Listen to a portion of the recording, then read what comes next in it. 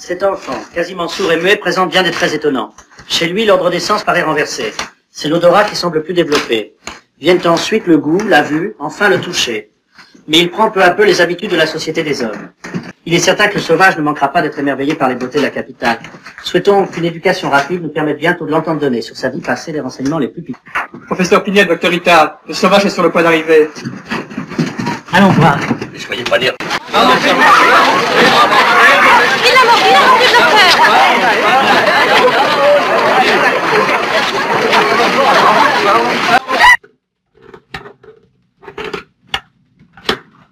Taille 1m39. Il doit avoir 11 ans. Peut-être 12. Bien détaché. Dentition normale. Bref, à l'extérieur, rien ne le distingue.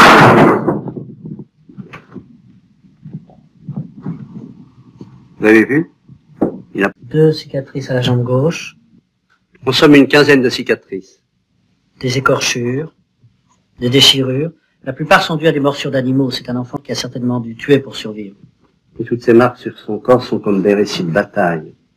Oh, mais il y en a une qui est différente des autres. Écrivez.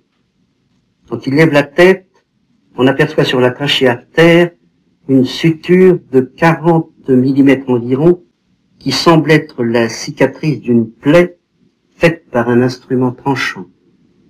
Sans doute, ceux qui l'ont abandonné ont-ils voulu l'assassiner. C'est possible, oui, je le crois aussi. Puis les feuilles seront venues se coller à la plaie, qui se sera cicatrisée d'elle-même. Il devait avoir 3 ans ou 4 ans. Sans cela, plus jeune, il n'aurait pas survécu par ses propres moyens. Mais cette plaie ne peut pas être la cause de son mutisme. Or, il ne parle pas. Oui. À mon avis, la seule cause de son mutisme, c'est l'isolement dans lequel il a vécu jusqu'ici.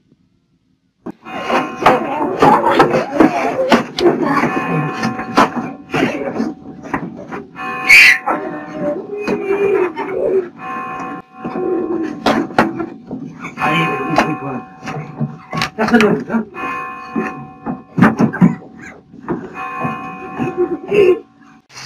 Vous croyez pouvoir faire quelque chose pour lui?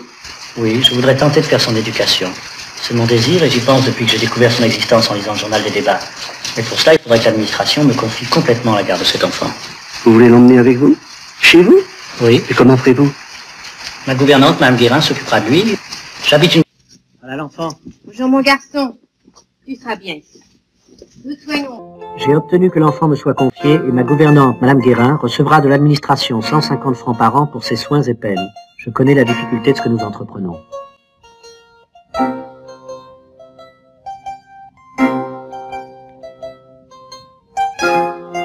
Ce qui me passionne chez le sauvage, c'est que tout ce qu'il fait depuis son arrivée à Paris, il le fait pour la première fois.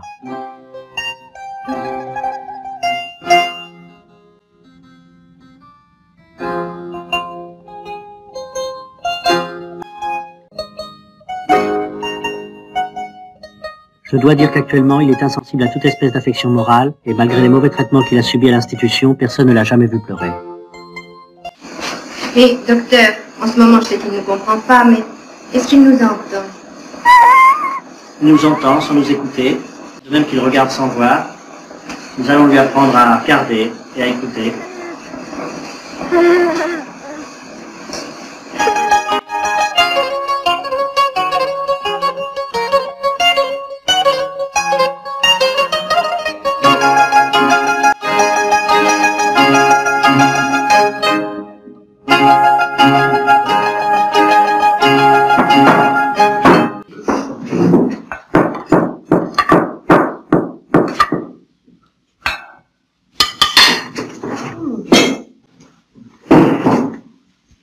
Ta main. Voilà.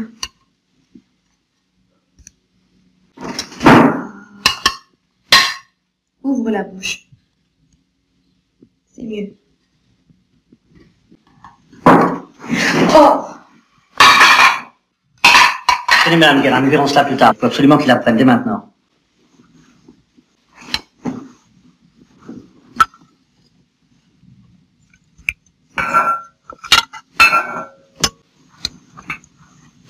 Allez, serre bien tes doigts. Voilà.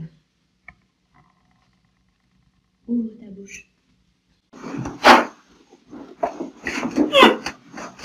Aidez-moi, docteur. Oui. De quoi j'ai peur? Vous savez, il n'en a jamais porté de sa vie. Je crois que ça peut lui faire mal. Non, il a dû le voir déjà. Allez. Je vais faire quelques pas. L'histoire? Dirigez-le vers moi.